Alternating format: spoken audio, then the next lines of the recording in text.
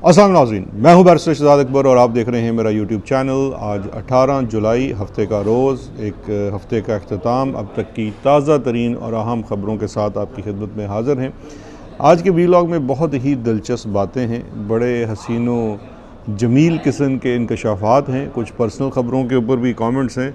आखिर तक ज़रूर सुनिएगा, आप बहुत सारी चीज़ों से और हालात हाज़रा से वाकिफ़ भी हो पाएंगे। मैं हर बात को बहुत खुल कर भी नहीं शायद बता सकूँगा, उसमें कुछ चीज़ें आप जानते हैं, हम अक्सर मुख्तलिफ़ क़वानीन की नज़र में भी रहते हैं, लोग हमारी ताक में भी रहते हैं, लेकिन आप लोग ख़ुद समझदार हैं और इन बातों को समझ जाएंगे। आज के रन डाउन में सबसे पहले तो मैं आपके साथ अपने ज़ाती केस में बात करूंगा। बहुत बड़ी ख़बर लगी है जी कि शहजाद अकबर और आदिल राजा के केस में नेशनल सिक्योरिटी एक्ट जो है उसकी दफ़ात को ड्रॉप कर दिया गया है और ख़बर की सुर्खी से ऐसे लगता है कि जैसे कोई बहुत बड़ा काम हो गया है। थोड़ा सा आपको एक्सप्लेन करेंगे कि ये काम हुआ क्या है, दफ़ात क्यों ख़त्म हुई हैं, क्या दफ़ात थी भी या नहीं थी, प्रोसिक्यूटर ने अदालत को क्या बताया और आगे क्या होने जा रहा है। और जो मुर्तज़ा शाह साहब और जियो न्यूज़ है उनकी जो एंगलिंग है उसका भी एक सीन आपको आज एक अमली नमूना भी दिखाएंगे। फिर इसके बाद EU की रिपोर्ट के ऊपर बड़े साहब का क्या रद्द अमल आया है, बहुत दिलचस्प है और उसी से जुड़े हुए मुल्की सूरत हाल के चल क्या रहा है। फिर आपको किस्सा सुनाएंगे बड़े मामू का, पूरे कौम के मामू, आपके मामू, हम सब के मामू, वो आजकल कहाँ होते हैं और पिंडी में जो तब्दीलियाँ हुई थी इसके पीछे क्या किस्सा है। और आखिर तक आपने साथ रहना है। रज़ा डार का मामला खामोश क्यों हो गया, कौन कौन बड़े घर गया, किस ख़ानदान के लोग गए, कितने मर्द थे, कितनी औरतें थी, कहाँ माफ़ी मांगी गई, कहाँ मदद मांगी गई, ये हैं आज की तमाम ख़बरें आपके लिए। शुरू करते हैं सबसे पहले नेशनल सिक्योरिटी एक्ट दफ़ात क्यों ख़त्म की गई। आप जानते हैं, अच्छा एक चीज़ मैं आपको शुरू में बता दूं कि अभी भी चूँकि ये चीज़ ट्रायल में जानी है तो मेरे ऊपर एक तरह से बरतानिया के कवानीन के हिसाब से इनका एहतराम करते हुए, चूँकि मैं यहाँ बैठा हुआ हूँ, तो एक तरह से पाबंदी भी है, लिमिटेशन है कि मैं कितनी बात कर सकता हूँ और कितनी बात नहीं कर सकता हूँ। तो मैं उन हदूदों को यूद को सामने रखते हुए ही आपको ये रिपोर्टिंग कर रहा हूँ, उसी हद तक जो बातें पब्लिक हैं। इसके पस मंज़र में बहुत सारी बातें हैं। इंशाअल्लाह जब ये ट्रायल 2027 में हो जाएगा आपसे बड़ा खुलकर बातें करेंगे कि दिसंबर नहीं बल्कि मुझे ये चीज़ें सितंबर अक्टूबर से मेरे साथ चल रही थी 2025 से, और फिर आगे चल के हमारे साथ क्या हुआ क्या नहीं हुआ, किसने क्या किया, कौन इन्वॉल्व था कौन इन्वॉल्व नहीं था, बहुत सारी बातें हैं, ये वक्त पे होंगी। अभी सबसे बड़ी बात यह है कि कल ओल्ड बेली में उसी मुकदमे से मुतल्लिका ये मैनेजमेंट केस मैनेजमेंट होती है उसकी हेयरिंग थी गालबन। इस सिलसिले में जो क्राउन प्रोसिक्यूशन सर्विस यहाँ पे जो प्रोसिक्यूशन करती है उन्होंने हमें तो खैर आगाह रखा हुआ था, राय साहब से उनका अपना रब्ता होगा, मुझसे अपना रब्ता था, बहुत सारी चीज़ें हमारे नॉलेज में पहले से थी। ख़बर सबसे पहले तो बड़ी लगाई है, आप जानते हैं हमारे दोस्त, हमारे तो बहुत ही अच्छे दोस्त हैं मुर्तज़ा शाह साहब ने।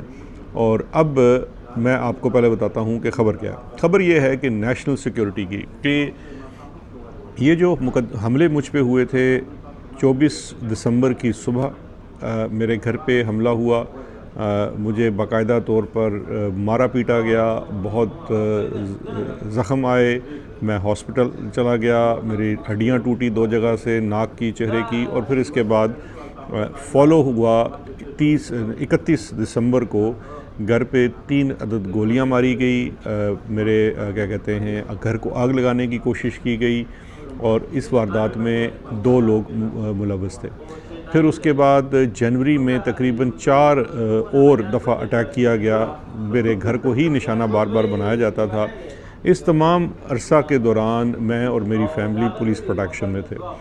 ये मामला शुरू दिन से काउंटर टेररिज्म पुलिस UK की स्कॉटलैंड यार्ड मेट पुलिस जो है वो देख रही थी और इसमें नेशनल सिक्योरिटी का कंसर्न था क्योंकि फ़ॉरेन एलिमेंट इसके अंदर इन्वॉल्व था। मैं जब फ़ॉरेन एलिमेंट कहता हूँ तो वो ज़रूरी नहीं होता कि वो किसी एक स्पेसिफ़िक एंटिटी की बात हो, मल्टीपल भी हो सकती है, हुकूमतें भी हो सकती हैं, अशख़ास भी हो सकते हैं, कुछ भी हो सकते हैं।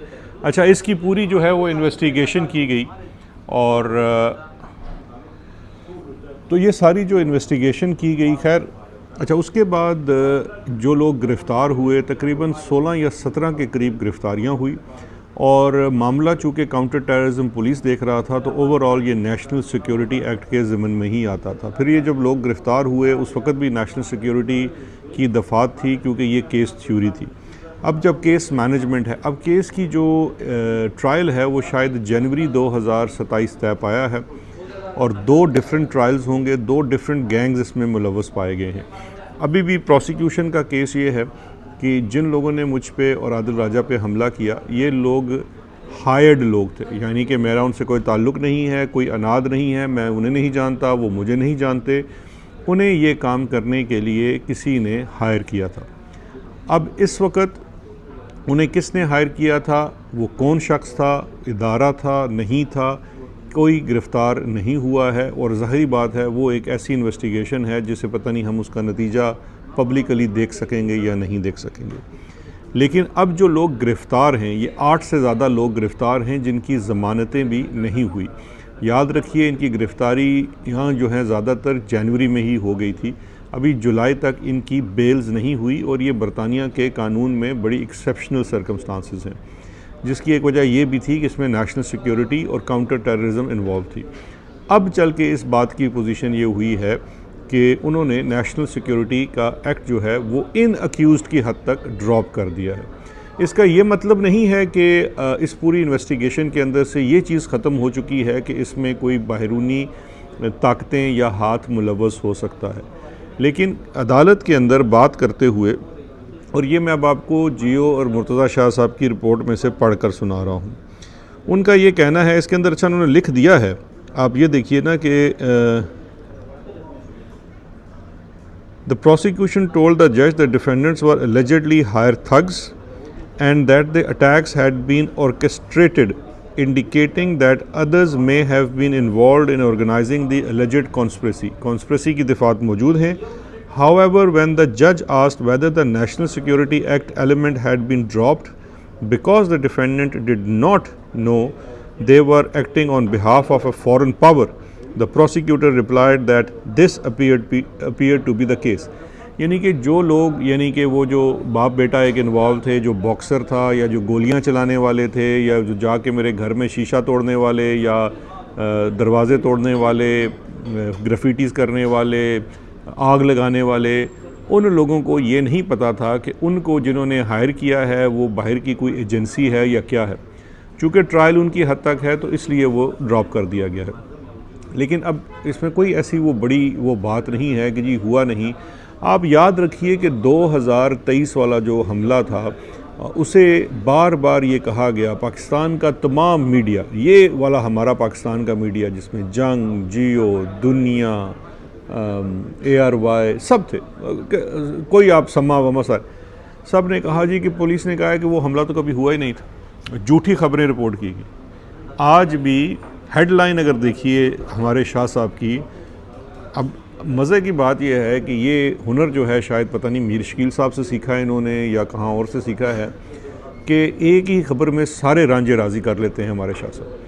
खबर की हेडलाइन में उन्होंने लिखा ऐसे कि लगेगा जी पता नहीं केस में कुछ रहा ही नहीं है। UK drops national security act, foreign power element in Adil Raja Shahzad Akbar case, जैसे कि शायद ये केस में कुछ रहा ही नहीं है जी, ग्रीन चिट मिल गई है आपकी इनकी एजेंसियों को। जबकि इन्हीं की रिपोर्ट के नीचे जज और प्रोसिक्यूटर का मुकालमा भी लिख दिया कि कल को कोई ये ना कह सके कि आपने पूरी खबर नहीं दी, लेकिन जो चीज़ हाईलाइट की जाती है, जो हेडलाइन है, उसको अलग कर दिया गया है। तो ये थोड़ा सा क्लैरिफाई करना बड़ा ज़रूरी था। चार्जेस कंस्पिरेसी के, ग्रीवियस बॉडीली हार्म के, अटैम्प्ट के, आग लगाने के, आर्सन, अटैम्प्टेड आर्सन, ये तमाम चार्जेस अपनी जगह मौजूद हैं। ट्रायल जो है वो गालिबन जनवरी में है और फिर देखेंगे कि जो लोगों को होता है, मुझे तो इन लोगों से कोई गर्ज नहीं है, हमें तो पता है, मुझसे ज़्यादा आपको पता है कि ये क्यों हुआ, कैसे हुआ, कौन करवा सकता है, किसने करवाया है, उसका फ़ैसला यहाँ हो, आगे हो, कहीं हो, ये भी कुछ नहीं कहा जा सकता। अच्छा जी, अब चलते हैं अगली ख़बरों की तरफ। ये पर्सनल क्लैरिफिकेशन भी बड़ी ज़रूरी थी।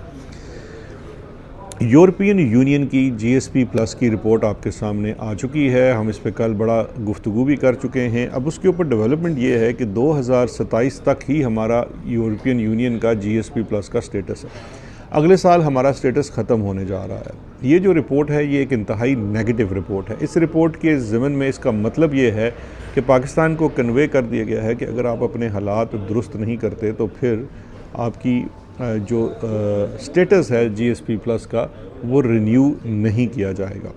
रिन्यू ना करने का मतलब ये है कि पाकिस्तान को वो जो एक प्रेफरेंशियल ट्रीटमेंट हासिल था टैक्स के ज़मन में, जो उनको टैक्स ब्रेक थी, वो नहीं मिलेगी। अब ये एक बड़ा मसला है क्योंकि इसमें सिर्फ इशू ये नहीं है कि ये पाकिस्तान को फ़ॉरेन रिमिटेंसेस नहीं आए, ये ज़र मुबादला नहीं होगा। इशू ये है कि आपकी जो पूरी एक कॉटन की इंडस्ट्री है वो इसके साथ जुड़ी हुई है और उनकी इंडस्ट्री साथ जुड़े होने की वजह से वहाँ पे जो मज़दूर हैं, वहाँ पे जो इन्वेस्टर है, वो सब जो है वो बेरोज़गार हो सकते हैं। तो होना तो ये चाहिए कि रियासत को कोई अकल के नाखुन लेने चाहिए और जो चीज़ें उन्होंने हाईलाइट की हैं कि जो इंसानी हकूक़ की पामालियाँ हो रही हैं उसके ऊपर कुछ ना कुछ बेहतरी की जाए। इस रिपोर्ट को एक अवेकनिंग कॉल के तौर पे लिया जा सकता था और ये कहा जा सकता है कि नहीं, फ़ौरी तौर पे दुरुस्तगी करें, सियासी कैदियों को रिहा करें, इंसानी हकूक़ के जो एडवोकेट्स हैं, जैसे कि आप ईमान की बात कर सकते हैं, ईमान मज़ारी की, हादी की, महारंग बलोच की और दीगर लोग जो इस वक्त बंग हैं, सियासी कैदी हैं जिसमें ख़वातीन हैं, यास्मीन राशिद हैं और बहुत सारे लोग हैं। फिर जो जिस साबिक़ वज़ीर-ए-आज़म के केसों में ज़्यादती का ज़िक्र है, इमरान ख़ान है।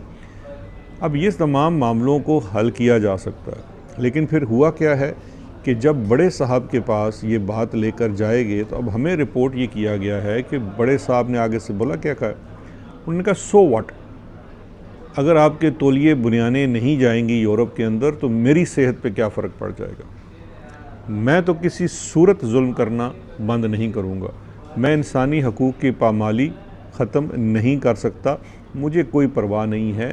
हम तो वैसे ही बड़े फेवरेट हैं फील्ड मार्शल के और दुनिया में पावर तो सिर्फ अमेरिका ही है, ये यूरोपियन यूनियन वाले क्या बेचते हैं। ये है इस वक्त जहनीत और ये है इस वक्त प्रेफरेंस।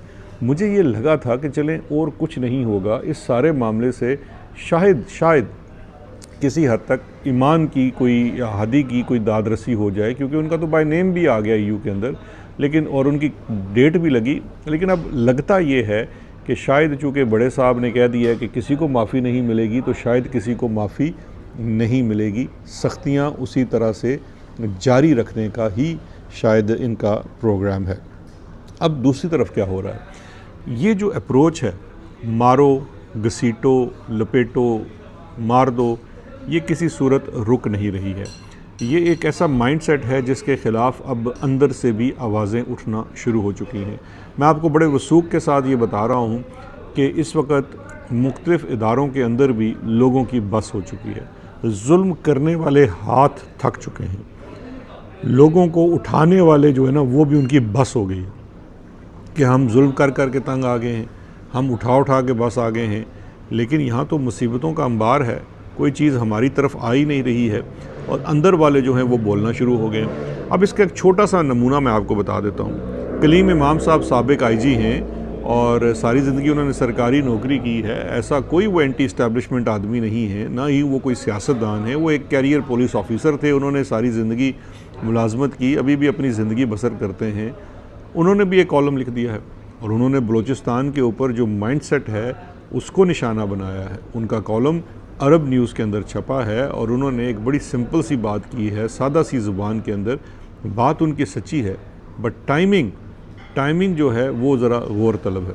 उनका ये कहना है कि मैं बलूचिस्तान में ASP की मेरी पहली तैनाती थी, ज़ियारत में रहा, बलूचिस्तान को करीब से देखा। बलूचिस्तान में जो मसला चल रहा है ये असल में पूरे पाकिस्तान का ही मसला है, हर जगह ये इशू है। ताकत के ज़ोर से ये मसला ना ही पुलिसिंग से और ना ही फ़ौजकशी से ये मसला हल हो सकता है। पिछले 30 सालों से आप फ़ौजकशी करके बैठे हुए हैं बलूचिस्तान में। इस मसले का हल सियासी है, इस मसले का हल फ़ौजी नहीं है। इस मसले का हल तोप, गोली, बंदूक उठाना, जबरी गुमशदगियाँ, मार देना, लाशें घूमना, ये इस मसले का हल नहीं है। जो बात कलीम इमाम साहब ने बड़े नस्तलीक अंदाज़ में अपने अंग्रेज़ी के कॉलम में लिख कर कही है, बाबा यही बातें तो अचकज़ई साहब बोल रहे हैं, यही बातें तो अब आपके मौलाना फजलुर रहमान बोलना शुरू हो गए हैं, यही बातें तो पाकिस्तान में तहरीक इंसाफ कितने अरसे से इमरान खान बात करता था, आपने जेल में उसकी आवाज़ बंद कर दी। आपके अंदर से आवाज़ें उठना शुरू हो गई हैं। मैं अपनी उस बात पर भी कायम हूँ कि अंदर से आवाज़ें तब उठती हैं जब कहीं ना कहीं अंदर से उनको आसरा भी होता है। हमारे बहुत सारे लोग, मौलाना फजल रहमान को हम जानते हैं, उनका भी ईमान तब जागता है जब उन्हें कहीं ना कहीं से इशारा होता है। लगता ये है कि जहाँ पे निज़ाम एक तरफ इंतहाई सख्ती का कायल है कि हमने नहीं सुनना, नहीं करना, दूसरी तरफ निज़ाम के अंदर ऐसे कुछ चीज़ें अब उभर रही हैं जो इस माइंडसेट को चैलेंज कर रही हैं। याद रखिए 2007 के बाद मुशर्रफ के लिए भी ऐसे ही चल चलाव का बंदोबस्त हुआ था। मैं ये नहीं कह सकता कि इनमें से जीतेगा कौन, लेकिन बात और काम कहीं ना कहीं शुरू हो चुका है। अब थोड़ा सा इनकी बेबसी का अंदाज़ा आप यहाँ से लगा लीजिए कि मौलाना के हमलों के बाद, यानी कि जो चैलेंज उन्होंने यके बाद दीगरे किया, अब उसमें दो और ख़बरें सुन लीजिए। एक तो हाफिज़ हमदुल्ला साहब, कामरान साहब जो कामरान मुर्तज़ा साहब हैं, और एक और साहब जिन्होंने पिछले दिनों बहुत क्रिटिसाइज़ किया। 3 शख्सियात के ऊपर टीवी पे पाबंदी लगा दी गई है मुश्ताकी निगाहों की जानिब से कि जी इन्हें टीवी पे नहीं लिया जाएगा, हम किसी सूरत बर्दाश्त नहीं करेंगे। फिर बहुत सारे वफाकी वज़रा और लोगों को कहा गया कि मौलाना के ख़िलाफ़ आएँ, बयानात दें और सब कुछ करें। इतने लोगों को कहा गया है, जवाब में 2 लोग बरामद हुए, एक आयशा गुलालई और दूसरा वो चौहान।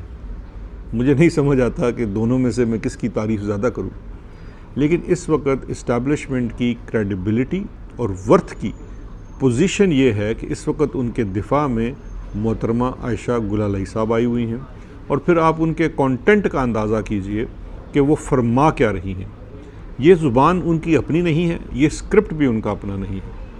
मैं कोई मौलाना का तो बिल्कुल फ़ैन नहीं हूँ, लेकिन जो बातें उनसे करवाई जा रही हैं ये एक अस्करी जहन का शाखसाना है।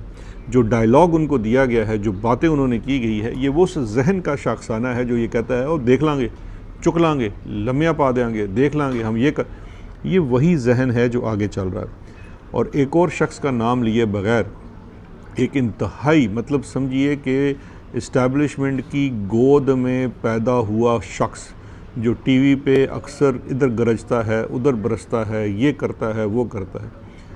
इतलात ये हैं कि उसे भी कहा गया कि मौलाना के ख़िलाफ़ बयान दो, क्योंकि वो ताज़ा मौलाना की कदम बोसी कर चुका था, उसने भी माजरत कर ली है। अब आप इस बात से अंदाज़ा कर सकते हैं कि चीज़ें किस हद तक ख़राब हो चुकी हैं कि अगर ऐसे लोग भी जो सुबह शाम इस्टेब्लिशमेंट का गुन गाते थे और अलल ऐलान गाते थे, वो भी अब इससे आरी हैं। दूसरी जानिब हमारे अफसार आलम साहब ने भी पब्लिकली भी मुश्ताक साहब को चैलेंज कर दिया जब उन्होंने हैदर नकवी साहब हैं एक और ऐसे ही, उनको जवाब देते हुए ट्विटर के ऊपर बड़े खुल कर कह दिया कि ये आप बोल रहे हैं या मुश्ताक साहब बोल रहे हैं। अब मुश्ताक साहब कौन है? जिनकी मुश्ताकी निगाहें हैं, जो ISI के DGM हैं। तो अब चीज़ें जो हैं वो एक और तरफ कह लीजिए कि करवट पल रही हैं। अब ये जो लावा उबल रहा है इसमें और से ज़ाती भी, ऐसा नहीं है कि अचानक हमारे इदारों के अंदर से लोगों के ईमान जाग पड़े हैं। याद रखिए इस वक्त इशू डिलेड प्रमोशंस का भी है। हमने जब प्रमोशंस को लेकर पिछले साल 2-3 प्रोग्राम किए थे तो तकलीफ़ इतनी शदीद थी, पोस्टिंग, ट्रांसफ़र्स, प्रमोशन, तकलीफ़ इतनी शदीद थी कि DG ISPR साहब बज़ाते ख़ुद आकर बहुत ज़्यादा गरजे बरसे। तो ये याद रखिए कि प्रमोशंस ना होना या उनको पब्लिकली डिस्कस करना बहुत गरां गुज़रता है निज़ाम को। अब जो 2 मैंने आपको बड़ी ख़बरें बताई थी उनकी तरफ चलते हैं। एक ख़बर है जनाब, सबके मामू, आपके मामू, मेरे मामू, कौम के मामू, आप सब जानते हैं, मुझे उनका नाम लेने की ज़रूरत नहीं है। मामू जो थे वो पिंडी के ऑल इन ऑल थे, बल्कि पंजाब के भी ऑल इन ऑल थे, बहुत कुछ था, बहुत उनका तोती बोल रहा था। पिछले दिनों मामू के जो कह लीजिए आँखों का नूर और सरूर, तारे वारे सारे, उन्हें पिंडी से हटा दिया गया यक जंबिश कुलम। और ये चीज़ें जो हैं अब हमारे पास ख़बर आई है, ये किस बात से निकली कि मामू जो थे वो जितना भी उनके पास जो समेट रहे थे वो बाहर भेजा जा रहा था, और उसका रास्ता जो था वो दुबई था। दुबई में एक सिस्टम होता है, जब पैसा बहुत ज़्यादा आता जाता है और वो सस्पिशियस पैसा होता है तो उसके ऊपर STR पाकिस्तान में कहते हैं, बरतानिया में उसको SAR कहते हैं, सस्पिशियस ट्रांजैक्शन रिपोर्ट पाकिस्तान के कानून के मुताबिक, और बरतानिया में उसको कहते हैं सस्पिशियस एक्टिविटी रिपोर्ट। ये जनरेट होती है और यहाँ से ही फिर मनी लॉन्ड्रिंग की तहकीकात का आगाज़ होता है। मामू के बारे में इतलात ये हैं कि मुबैना तौर पर वो उसके ज़िम्मन पे भी आ गए और इसकी ख़बर और रिपोर्ट बड़े घर तक भी पहुँची और ये बताया गया कि जनाब तपिश अब तक आ रही है, इसका कोई सद्देबाब करना होगा।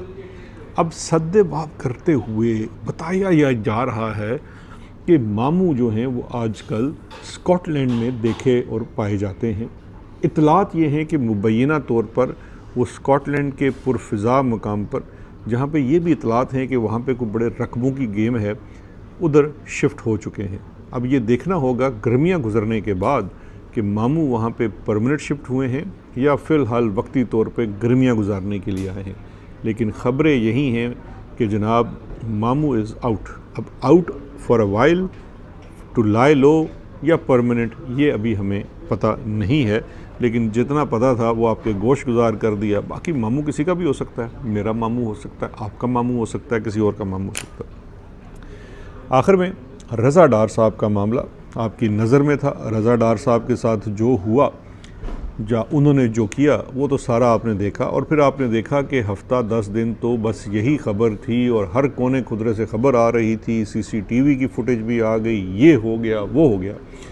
फिर 8-10 दिन के बाद ऐसी खामोशी छाई कि आप लोग और हम सब भूल गए कि रज़ा डार नामी कोई शख्स भी था, या पाकिस्तान के लाहौर जैसे बड़े शहर के अंदर 2 यूरोपीय ममालिक की ख़वातीन, उनको गैंग रेप किया गया, एक्सटॉर्शन की गई, मिलियंस ऑफ डॉलर्स उनसे एक्सटॉर्ट किए गए। ये ख़बर आपको कहीं नज़र अब नहीं आ रही, ना ही कोई तहकीकाती सहाफ़ी, ना ही कोई वाक़याती या हादसाती सहाफ़ी इसके ऊपर आपको बात करता नज़र आ रहा है।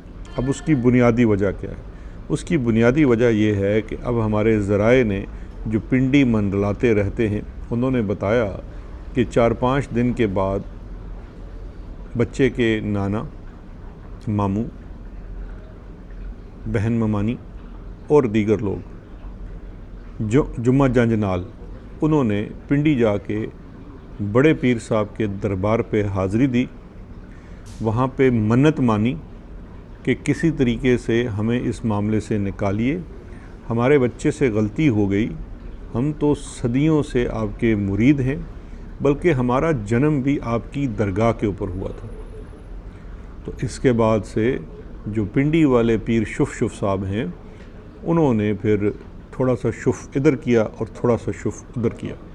तो इधर वाले शुफ ने तो कुछ ज़्यादा नहीं किया, लेकिन उधर वाला शुफ जो कि सोर्स था तमाम ख़बरों के बाहर आने का, उसने फिर इन ख़बरों का जो टूटी है उसको बंद कर दिया। और साथ ही लाहौर पुलिस जो है, बाकी वो जो आपको पता है जो लोग दरबार पे हाज़री देने गए थे, वो ख़ुद इतने नस्तलीक हैं कि पुलिस तो उनके हाथ में ही है, इन्वेस्टिगेशन भी उन्होंने अपने तर्ज से करनी है। सिर्फ ड्यूटी ये लगी कि इसको पब्लिक डोमेन में से इस बात को ख़त्म कर दें ताकि हमारी इज़्ज़त बहाल हो सके। इज़्ज़तें तो हम लूटते रहते हैं। फिर इस बात के ऊपर चूँकि पीर शुफ जो थे पिंडी वाले, वड्डी दरबार वाले, तो उन्होंने शुफ किया और सारा मामला अब शुफ हो चुका है। और आप देखेंगे कि इस शुफ ज़दा मामले में अब आपको ज़्यादा ख़बरें नहीं आएंगी। इसी के साथ इजाज़त दीजिए, अपना ख्याल रखिएगा। उम्मीद करते हैं आपका वीकेंड अच्छा गुज़रे। शुक्रिया, खुदा हाफ़िज़।